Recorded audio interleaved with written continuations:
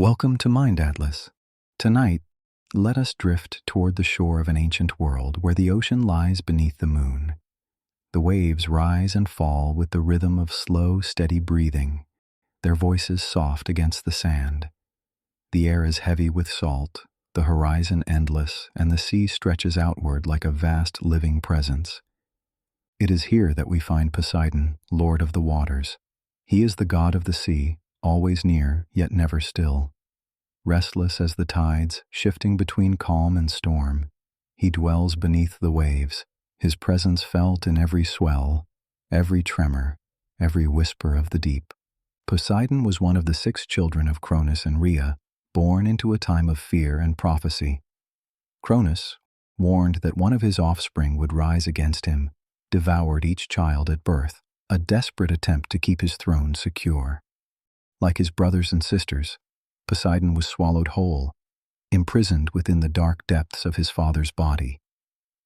Yet fate could not be undone. When Zeus, the youngest, was hidden away by Rhea, the cycle was broken. In time, Zeus returned, forced Cronus to release his children, and the swallowed gods emerged into the light once more. Poseidon stepped forth among them, no longer a captive, but a god destined for dominion. Poseidon was swallowed along with Hestia, Demeter, Hera, and Hades. In that strange prison within Cronus's vast body, the children of Rhea lingered in silence, waiting without knowing what future lay before them. It was Zeus, the last-born, who escaped this fate. Hidden by their mother, he grew in secret until he was strong enough to return. With cunning and force, Zeus confronted Cronus and compelled him to release what he had taken.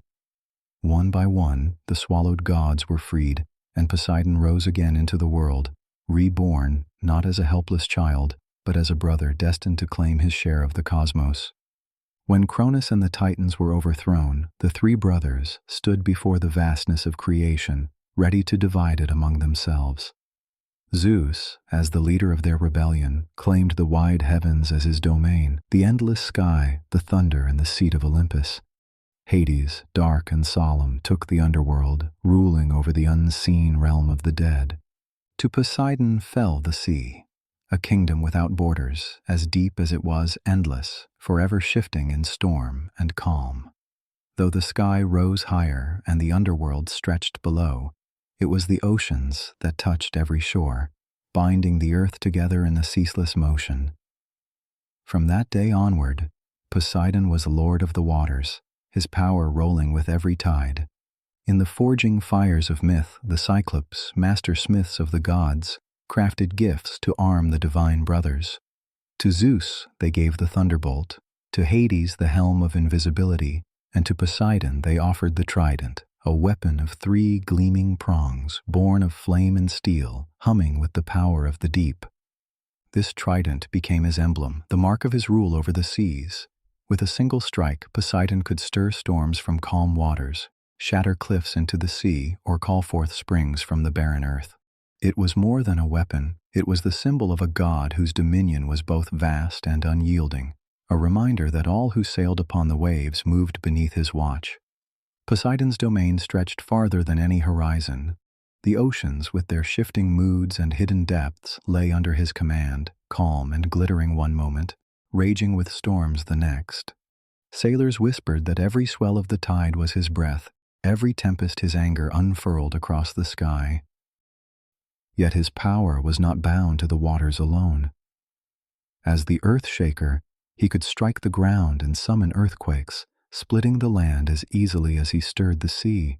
His reach was immense, touching both coast and continent, a force that no city, no kingdom could truly escape. To the Greeks, Poseidon was not a distant god, but a constant presence. In every voyage, in every harvest threatened by flood, in every tremor that shook the earth beneath their feet. Before setting sail, sailors would bow their heads to the sea and call upon Poseidon's name. Offerings of wine or oil were poured into the waves, prayers whispered for calm waters and safe passage. For all their skill, sailors knew the sea was never theirs to master. It belonged to him, and mercy came only at his will. Along the coasts of Greece, temples rose in his honor, their columns standing like beacons against the horizon. At Cape Sunion, a great temple watched over the Aegean, where travelers could leave tokens of devotion before braving the open waters. To stand within such a place was to feel the presence of the god himself, as though the sea and the stone together carried his voice. In worship and in fear, the people remembered him, for none could live near the sea without bowing, at least once, to Poseidon's power. They called him the Earth Shaker, for when Poseidon's anger rose, the world itself seemed to tremble. With a thrust of his trident, mountains quaked and cities crumbled, their stones shaken loose as if by the pulse of the sea. Floodwaters could surge inland at his command, swallowing fields and homes in sudden torrents.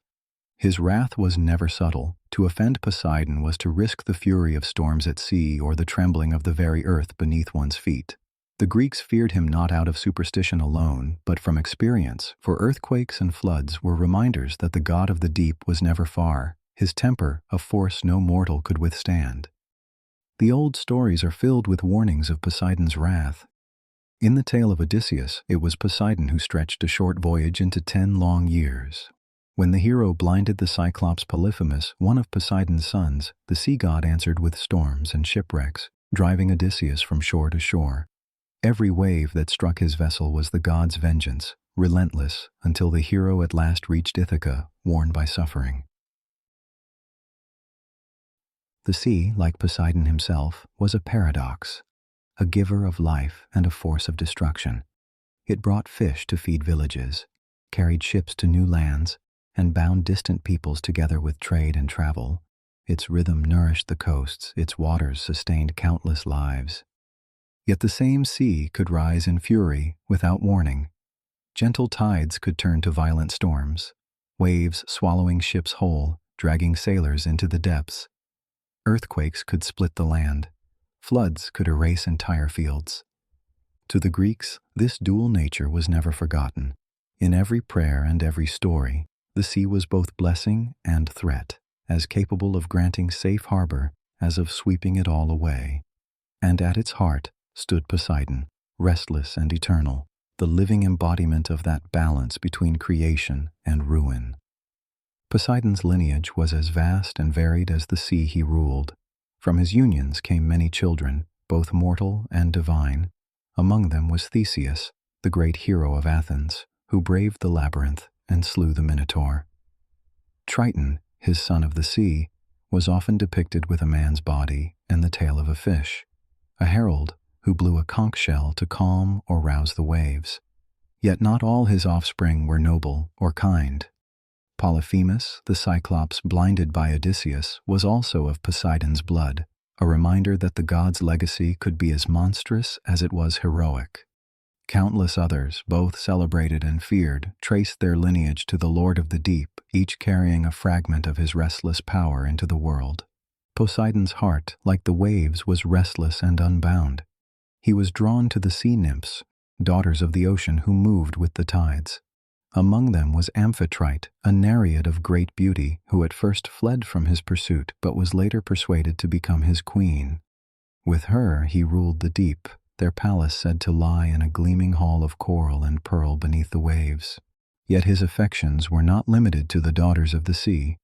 Poseidon often turned his gaze to mortal women, weaving their lives into his vast, tangled lineage. Some bore him heroes, others monsters, and many more vanished into the folds of myth, remembered only for the god who claimed them.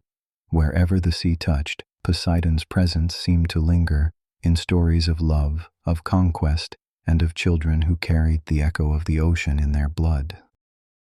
The children of Poseidon spread through the fabric of Greek myth like waves touching every shore, each carrying a piece of his might. Heroes such as Theseus bore his strength and daring, reshaping the destiny of cities and kingdoms. Sea-born beings like Triton carried his command over the waters, their voices able to stir or still the waves with a single call. Even his darker offspring left their mark. Polyphemus, the Cyclops, stood as a warning of hubris and vengeance. Other monstrous children embodied the untamed fury of the sea itself. Through them all, Poseidon's presence rippled outward, sometimes noble, sometimes terrible, always undeniable. In every story where his children fragments of the god endured, reminding mortals that the sea's reach was boundless, its legacy flowing into every corner of the ancient world. When a new city rose upon the rocky land of Attica, both Poseidon and Athena desired it as their own. To win its devotion, each god offered a gift. Poseidon struck the earth with his trident, and from the stone burst a spring of salt water, surging and bright. It was a sign of his dominion, a reminder of the sea's power and reach, yet the water was briny, unfit to drink.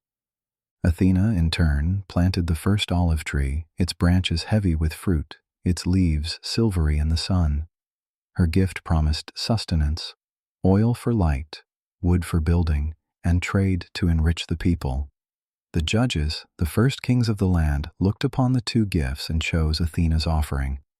From then on, the city bore her name, Athens, and Poseidon's disappointment lingered, a god's pride wounded by mortal choice. The olive tree stood as a symbol of wisdom and peace, while the saltwater spring remained as a silent reminder of his challenge, still said to exist upon the Acropolis. Though the three brothers had divided the cosmos, peace did not always flow between them. Poseidon quarreled often with Zeus, his storms defying the order of the skies, his temper clashing with the thunderer's will.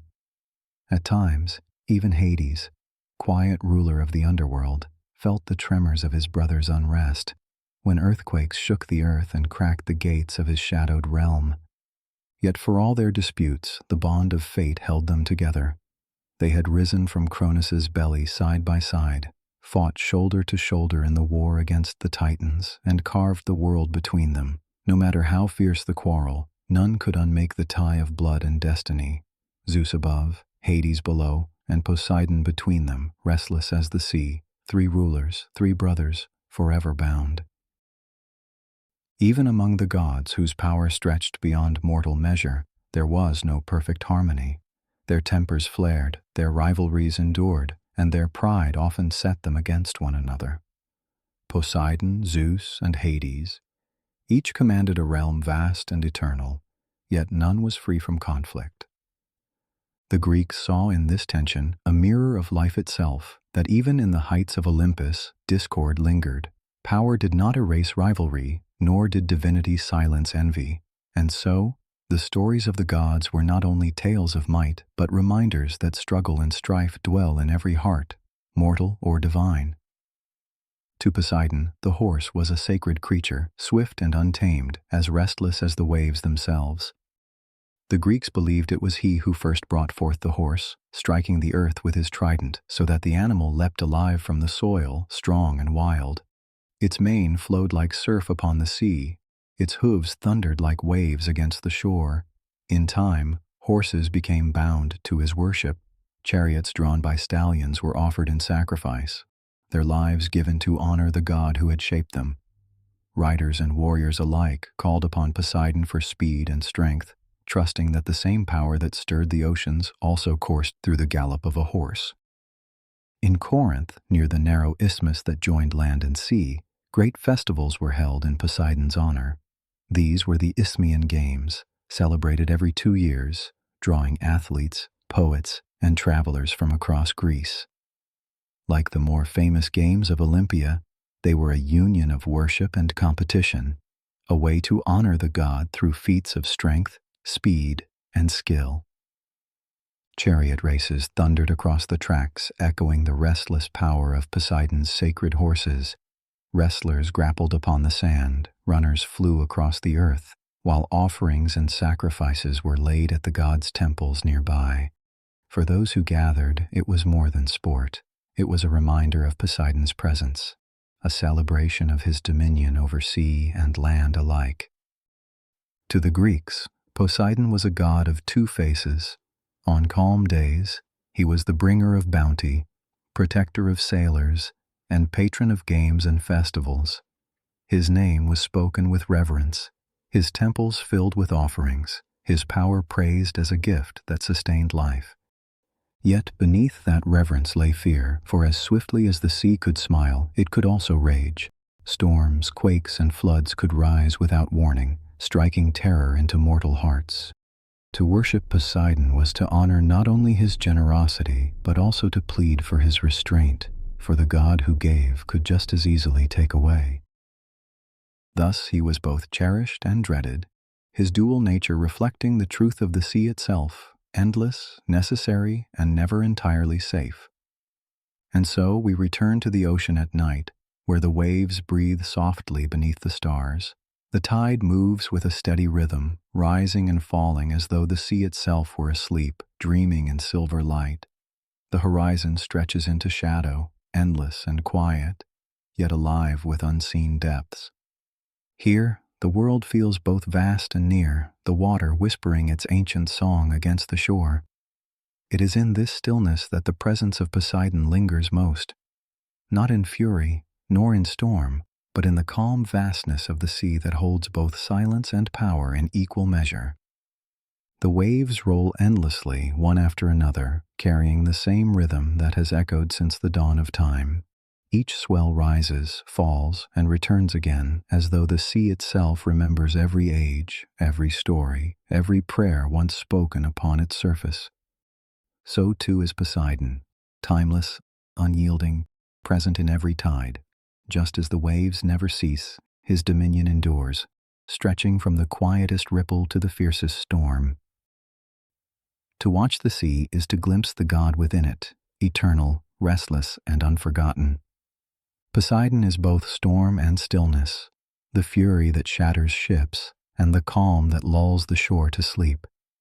He is the quake that shakes the mountains, and the silence that follows, heavy and deep. His presence is everywhere the sea touches, yet his true face remains hidden, veiled in mystery beneath the waves.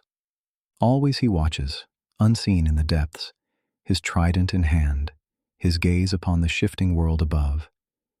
To sail the oceans, to walk the coasts, is to move within his domain, guided, tested, and guarded by the restless god who never leaves the waters he commands.